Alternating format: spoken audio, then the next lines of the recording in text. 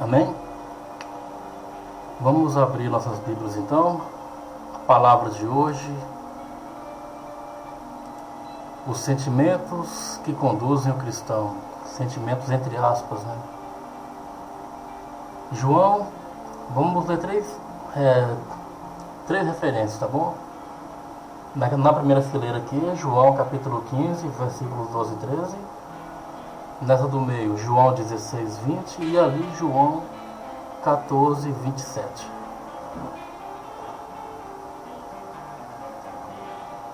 Hoje vamos falar sobre as dores dessa vida. Essa vida que é feita de momentos altos e baixos, dores que limitam a nossa vida. Um dos maiores males da atualidade é uma coisa chamada melancolia, né? A melhor definição de melancolia é a seguinte: diz que ela é o estado de tristeza e apatia que acompanham o ser humano. A melancolia em si, ela é uma coisa momentânea. Se ela for uma coisa muito constante, ela vira depressão. Aí a vida perde o sentido e viver se torna um fardo quase insustentável. A igreja odierna, ou seja, a igreja atual, tem pregado que um cristão não deve ser triste, não deve chorar, não deve se abater, porque isso é a falta de Deus na vida das pessoas. Será, irmãos? Será que toda tristeza e abatimento que vem sobre nós simplesmente é falta de Deus mesmo? Bem, eu fiz uma compilação dos versículos e essa compilação ficou assim: o próprio Jesus falando aos seus discípulos. Quem é discípulo de Jesus aqui? Então é para você, é para mim. E ele disse: o meu mandamento é este: amem-se uns aos outros como eu os amei. Ninguém tem maior amor do que aquele que dá a vida pelos seus amigos. Digo-lhes que com certeza vocês chorarão e se lamentarão, mas o mundo se alegrará. Vocês se entristecerão, mas a tristeza de vocês se transformará em alegria. Deixo-lhes a paz. A minha paz lhes dou. Não a dou como o mundo a dá. Não se perturbe o seu coração, nem tenha medo. Amém. Esse sentimento de vazio é comum ao ser humano. Esse sentimento não escolhe o rico, não escolhe o pobre, o brasileiro, o asiático, não escolhe o cristão, não escolhe o ateu. Mas a gente tem que aprender a lidar com isso, porque faz parte da vida. Há um ditado secular que diz que não há bem que sempre dure, mas também não há mal que nunca se acabe. O cristão tem que aprender a não ser escravo de sentimentos, de emoções momentâneas, sabe? Mas para a gente entender como lidar melhor com isso, a gente deve ver que a forma de combater é decidir. A primeira decisão que você tem que tomar é amor, é amar. Quem ama vive melhor, e amor é uma decisão. E não importa o tipo de amor que seja, ou a quem você dê esse amor. Se é para o seu pai, se é para o seu filho, se é para a sua esposa, para o seu esposo, para o seu cachorro, para o seu carteiro, para o seu pastor, para a sua igreja. Você decide amar. Porque se esse não for o conceito correto, então me diz uma coisa: por que há pais que abandonam seus filhos? Mulheres que jogam seus bebês no lixo? Homens que simplesmente fazem um filho e depois viram as costas e não se importa mais, como se nunca tivesse existido. Essas pessoas não decidiram amar a igreja.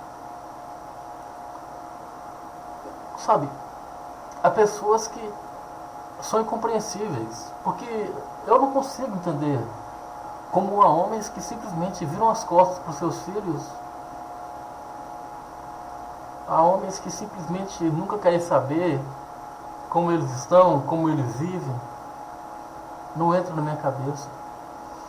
E no outro extremo temos pais que amaram seus filhos antes mesmo que eles fossem concebidos. Já planejaram com antecedência, sonharam como seriam seus nomes, como seus filhos seriam criados. E depois que amaram, não conseguiram mais deixar de amar, porque eis aí uma lição importante. O amor é um estado irreversível. Sabe, quando você decide amar, você passa a amar e isso não tem volta. Você não pode dizer, eu não vou mais amar essa pessoa. Não. Não tem retorno. Isso explica porque o próprio Deus escolheu amar você e a mim. E nunca nos abandonou, apesar de tudo que nós já fizemos e apesar de tudo que vamos fazer, de nossa falha, das nossas limitações. Ele decidiu amar e isso não tem volta. O amor, por sua vez, é algo completo. Não impõe condições. E muitas vezes nem é correspondido. E muitas vezes brota daí a maior parte das frustrações que nós temos. Um amor não correspondido.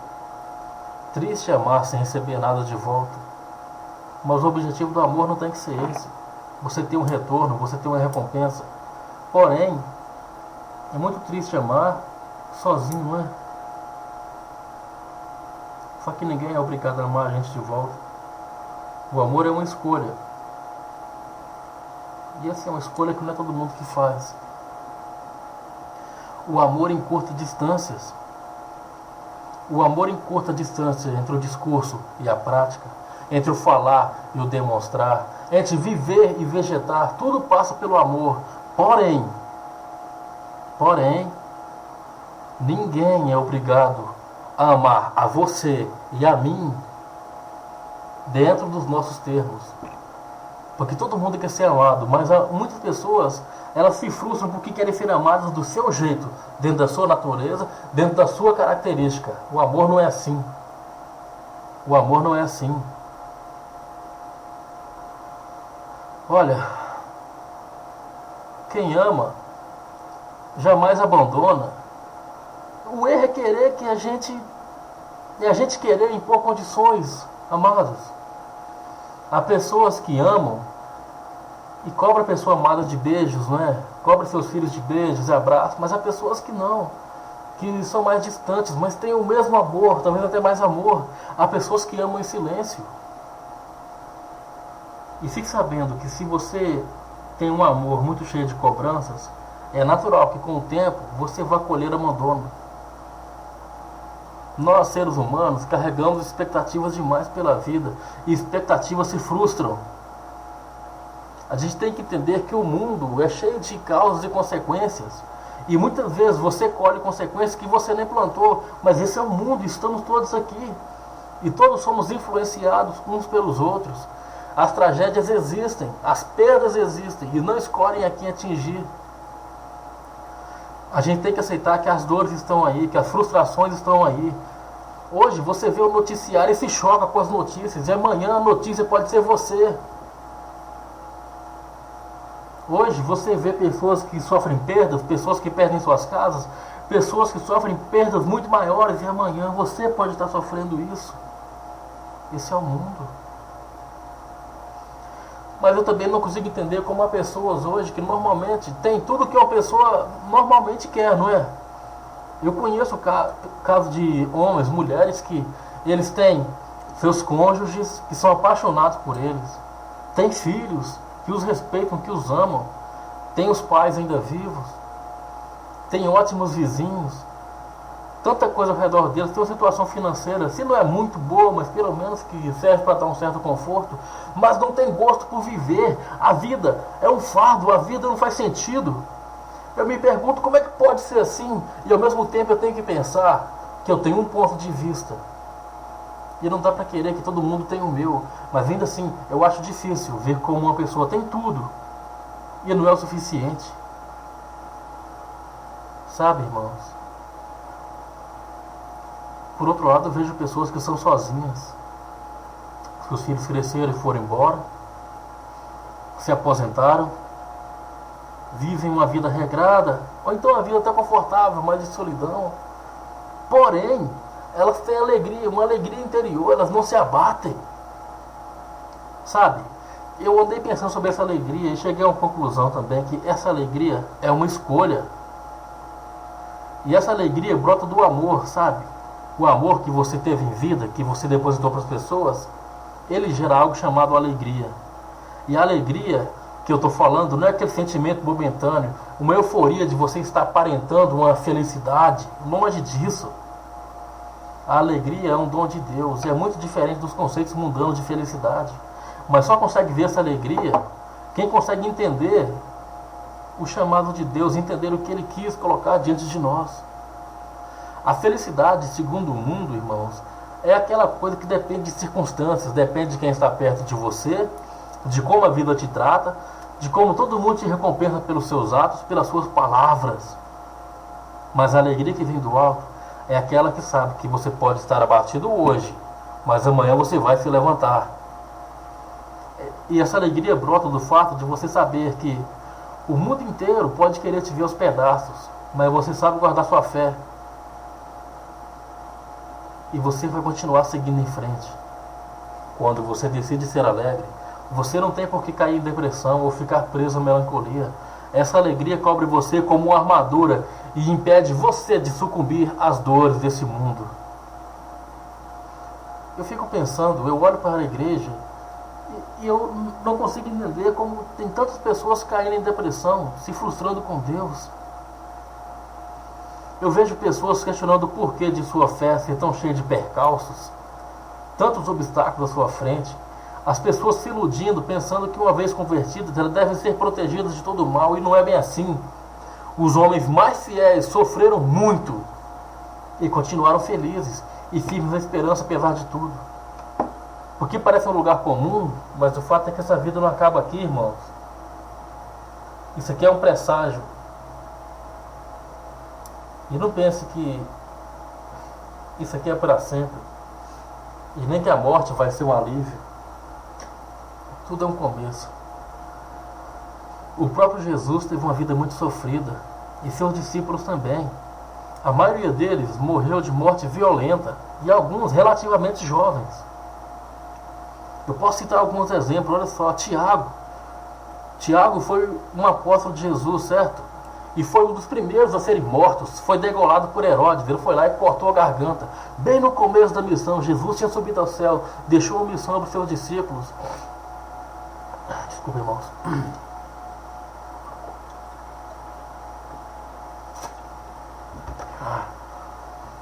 Esse pigarro é constante, não me deixa nem um pouco.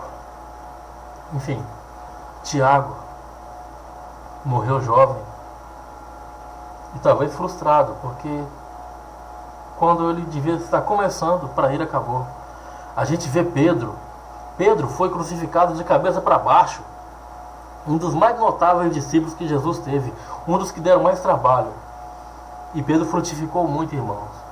E ele foi crucificado de cabeça para baixo, e dão dois motivos para isso. O primeiro é de que ele não se achou digno de ter uma morte igual a de seu mestre. Isso me faz pensar, se Jesus penou tanto nesse mundo, por que você não deve penar? Por que você não deve sofrer, irmão? A segunda hipótese para a morte de Pedro foi que quem mandou crucificá-lo de cabeça para baixo quis humilhá-lo ainda mais, porque ele, além de estar sofrendo, sentindo dor, ainda morreu sufocado pelo próprio sangue. A gente vê Tiago, irmão de Jesus, outro Tiago, teve um trabalho extremamente notável em Jerusalém, uma igreja com mais de 100 mil membros. Ele morreu apedrejado na cidade que ele evangelizou. A gente vê o apóstolo Paulo, foi conhecido como Saulo de Tarso, o maior evangelista de seu tempo, morreu decapitado, irmão. A gente vê Lucas, o médico Lucas, escreveu o Evangelho de Lucas, certo? Escreveu o livro dos Atos dos Apóstolos, morreu enforcado. E muitos outros, irmãos, que eu não vou nem citar nomes, morreram de forma cruel. Alguns foram mortos a machadadas, foram apunhalados, foram mortos a flechadas, foram queimados em fogueira. E eu quero futuramente fazer uma pregação sobre isso. sobre como a igreja cresce em tempos de crise. Hoje em dia temos uma vida confortável e nos sentimos vazios. Estamos muito longe de sermos perseguidos e estamos acomodados, idolatrando artistas gospel, idolatrando grupos, idolatrando pastores e esquecendo que nós não devemos idolatrar pessoas, devemos ser fiéis a Deus, sabe? E ser fiel significa a gente passar por muita prova.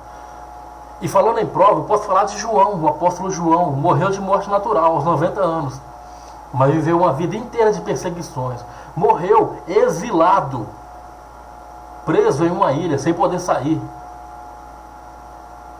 Quem espera viver uma vida tranquila após sua conversão está se iludindo e se submetendo a ter muito mais frustrações e vai acabar sucumbindo.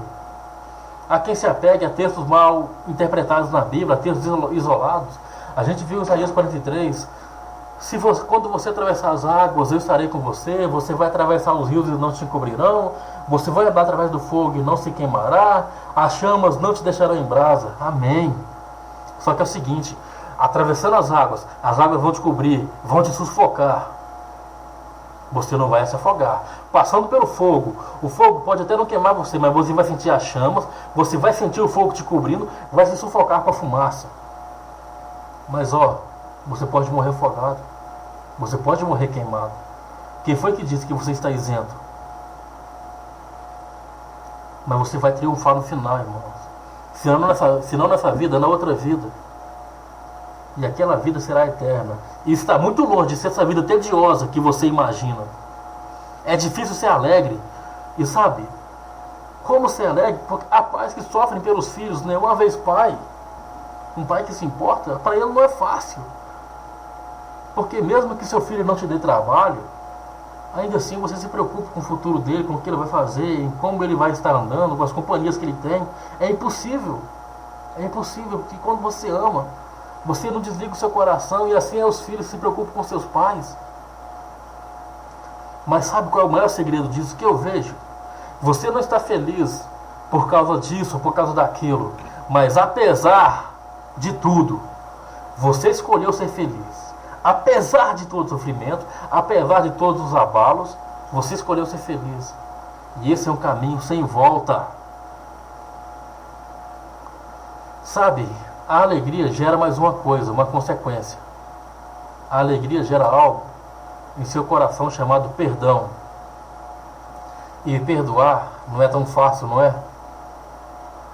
Bom, imagine só, e você entenda uma coisa, Jesus ama quem sofre estupro, mas também ama o estuprador.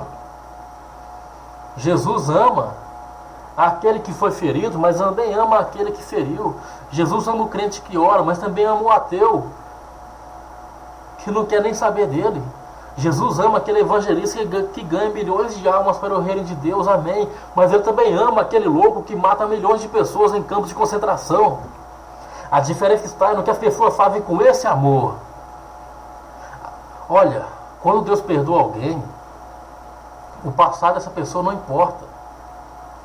Não pela remissão dele. É claro que há consequências. Uma pessoa que cometeu um crime, ela tem que cumprir, porque pela lei dos homens ela está condenada. E vai ter que cumprir. Mas eu vejo muita gente se escandalizando com criminosos, com pessoas ruins que obtiveram perdão. Ou melhor, que se converteram. E muita gente diz, olha só, fulano, um assassino, um isso, um aquilo, agora virou crente. Gente, Deus perdoa, não é? Se Deus ama quem faz o mal, se Deus ama quem faz o bem, se Deus ama o pior dos pecadores, quem é você para condenar? Quem é você para julgar? Quem é você para dizer para Deus quem Ele pode perdoar ou não? Não cabe a você. Vamos imaginar uma coisa. Imagine, por exemplo, um homem que violenta e mata uma menina. Aí ele é preso. E ele está lá cumprindo sua pena e dentro da prisão ele se converte. Sabe? Anos depois, após cumprir sua pena, ele é liberto. Certo? O perdão de Deus não revoga a lei dos homens. Cumpriu? Tem que cumprir. E mesmo que se a pessoa é uma foragida e se converte, ela tem que voltar, tem que se entregar às autoridades, tem que cumprir a pena, tem que passar pelo julgamento do homem. Aí, a segunda obrigação desse homem, desse criminoso, é procurar a quem ele fez mal. Agora imagina que o homem matou, violentou a menina e vai procurar os pais dessa garota e pedir perdão para eles. Porque esse é o sinal de uma conversão verdadeira. A pessoa não quer carregar a culpa, porque a pessoa tem que sentir culpa, mas ela não quer carregar a culpa, ela quer se consertar. O verdadeiro convertido tem que ir atrás, tem que buscar corrigir sua atitude. Ele não pode apagar o passado, porque infelizmente aconteceu, mas ele deve se humilhar. Mas imagine que os pais dessa garota, eles não têm o amor de Deus em suas vidas. Eles jamais terão compaixão por aquele homem, por aquela alma. E se não tiverem a alegria que provém desse amor, não serão capazes de perdoá-lo. Pelo contrário, matarão ele eles poderão até matá-lo. Nesse mundo calmo, você tem que entender que você pode chorar hoje e se acabar em dor, em lamento, mas amanhã você tem que se levantar. Você tem que voltar para o seu trabalho. Você tem que ir para os seus estudos. Tem que seguir em frente. Você nunca terá o direito de, em um momento de dor, você soltar os cachorros, falar o que você quiser para todo mundo. Você não tem direito de quebrar seus móveis, sair, bater na porta, entrar no seu carro e sair disparado como um louco. No mundo inteiro, há mais de 6 bilhões de pessoas, quase 7 bilhões, e todas elas ou passaram, ou estão passando, ou irão passar por emoções parecidas. Imagina se o mundo inteiro se achar no direito de ser irresponsável por alguns minutos e sair fazendo qualquer loucura. Imagina o caos que esse mundo vai virar. Jamais se ache no direito de surtar. Você não tem. Você acha esse mundo violento? Você acha esse mundo sofrido? Então não torne esse mundo pior ainda.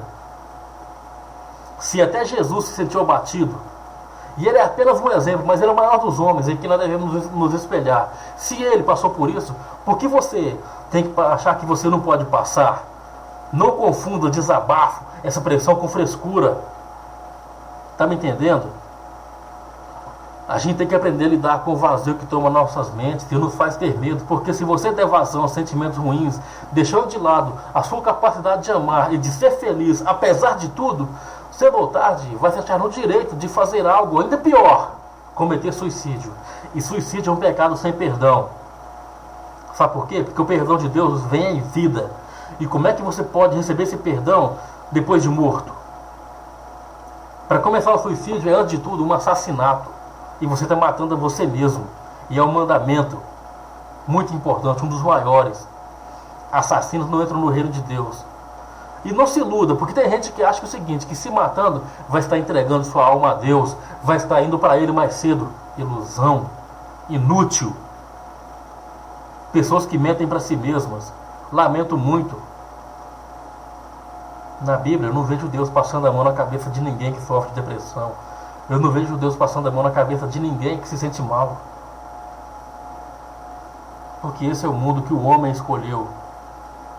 E não pense que você faria diferente se você tivesse a chance de definir o futuro.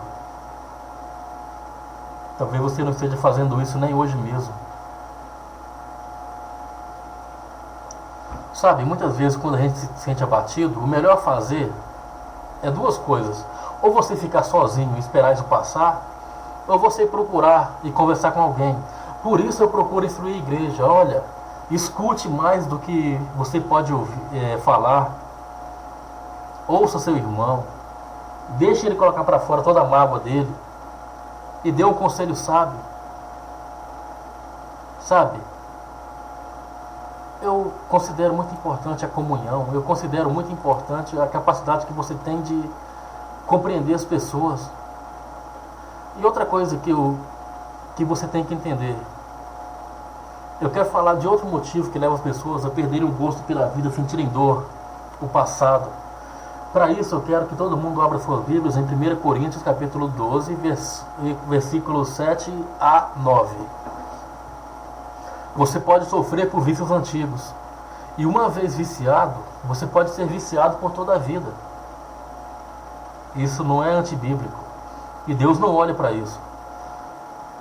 Se você foi alcoólatra, e parou de beber, e se você sente vontade de beber, você ainda é um alcoólatra.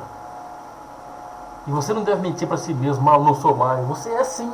Você não bebe, você não enche a cara, você não cai de porre, mas é um alcoólatra. Se você é uma pessoa que se masturbava compulsivamente e ainda sente vontade, você parou, mas ainda é um masturbador. Se você fumava e parou, mas sente vontade, você ainda é um fumante. Você está em tratamento. Deus está tratando você, não há nada de errado nisso com suas fraquezas. Não há nada de errado se você tem um espinho. O que é um espinho? Uma falha que você carrega, da qual você não consegue se livrar. Nada de errado nisso. Não é pecado você se debater com Deus. Você pode, mas você pode se perguntar à vontade: por que, Deus? Por quê? Por que o Senhor não tira isso? Por que o Senhor não faz isso? Sabe, aos nossos olhos, Deus tem um mau hábito de não explicar o porquê dos planos e decisões que Ele tem. A gente sempre fica desconfiando, mas olha, uma coisa que eu aprendi é que Ele sempre faz sua vontade e depois tudo faz sentido. Mas como a gente tem consciência disso quando está passando pela prova, não é mesmo? Vamos ao texto? Para impedir que eu me exaltasse por causa das grandezas dessas revelações, foi-me dado um espinho na carne, um ponto fraco, uma fraqueza, um mensageiro de Satanás para me atormentar. 3 vezes roguei ao Senhor que o tirasse de mim, mas Ele me disse: a minha graça é suficiente para você, pois o meu poder se aperfeiçoa na fraqueza. Portanto, eu me gloriarei ainda mais alegremente em minhas fraquezas, para que o poder de Deus repouse em mim. Amém? Você é livre para aceitar a vontade de Deus ou não, mas não culpe a Deus por Ele não ter dado a você a capacidade de você entender. E olha, você tem que dar liberdade para Deus entrar em seu coração e transformá-lo. Deus é justo, mas não é otário. Há pessoas que querem estar com Deus, mas querem que Ele se submeta às suas condições. Então saiba que o que te salva é a vontade dEle, e não a sua. Não é a sua vontade, irmão. Aceite isso. E você sentirá amor por Deus, porque você tem que amá-lo acima de tudo. E desse amor virá alegria. E depois, quando o amor e a alegria estão juntos em sua vida, vão produzir um outro fruto. Sabe que fruto é esse? A paz. Irmãos, essa paz, ela é muito diferente da paz que o mundo dá. A gente leu no começo da pregação, vocês estão lembrados? Lá no comecinho, João 14, 27. Deixo-lhes a paz, a minha paz lhes dou, não a dou como o mundo a dá. Não se perturbe o seu coração, não tenham medo. A gente tem que entender que há pessoas que se sentem de consciência limpa, com muitas coisas que elas fazem de errado. Há pessoas que fazem o mal e se sentem em paz com o mal que elas praticam. Há pessoas que cometem pecados e estão tão acostumados com o pecado que não afeta mais, que elas não sentem culpa. Mas sabe, a paz de Deus é como descanso. Eu fiz uma compilação aqui de versículos, eu vou ler para vocês. Miqueias 2:10, Jó 20:20, Hebreus 4:9-10. Sabe o que diz esses 3 textos juntos? Levantem-se e vão embora, pois esse não é o lugar de descanso de vocês, porque ele está contaminado e arruinado. É esse mundo, e esse mundo não tem remédio. O certo é que sua cobiça não lhe trará descanso, e o seu tesouro, ou seja, a sua riqueza, não salvará você. Assim, ainda resta um descanso sabático para o povo de Deus, pois todo aquele que entra no descanso de Deus também descansa das suas obras, como Deus descansou das suas. Para encerrar essa pregação, eu vou contar só uma historinha para vocês. Certa vez um rei encomendou a 2 famosos pintores de sua época, para cada um deles um quadro cuja temática fosse a paz. Além de garantir que ele iria comprar os 2 quadros, ele também disse que iria dar um pagamento extra para o artista que melhor retratasse a paz. Então, quando chegou o tempo, os dois levaram suas pinturas e o rei chamou muitos convidados para mostrar os quadros. O primeiro quadro que ele mostrou retratava um lago sereno. E nesse lago, próximo ao lago, o lago estava à beira de uma montanha alta e pacífica. E em cima deles, um céu azul com nuvens brancas como algodão. Todos os que viram esse quadro acharam que era o quadro perfeito da paz, lindo. Aí o rei mostrou o outro quadro. E o outro quadro também tinha montanhas. Mas sabe qual era a diferença? As montanhas eram rochosas e sem vegetação. O céu era ameaçador e derramava chuva e relâmpagos. Da encosta da montanha caiu uma cachoeira espumante, caudalosa, violenta. Porém o rei reparou que perto dessa cachoeira havia uma brecha, uma fenda, e lá dentro tinha um ninho. E nesse ninho existia um pássaro e alguns filhotes, dormindo, repousando em segurança. Aí o rei escolheu a segunda pintura. Ele disse: essa pintura representa a paz. Aí todo mundo quis saber por quê, por quê, por quê? Aí o rei, que era muito sábio, explicou: olha, paz não significa estar num lugar onde não há barulho ou turbulências. Paz é um estado de espírito. É a capacidade de estar no meio de tudo isso e ainda manter a calma de coração. Sabe? Você pode estar sofrendo. O mundo pode estar desabando ao seu redor. E você pode sofrer muitas perdas.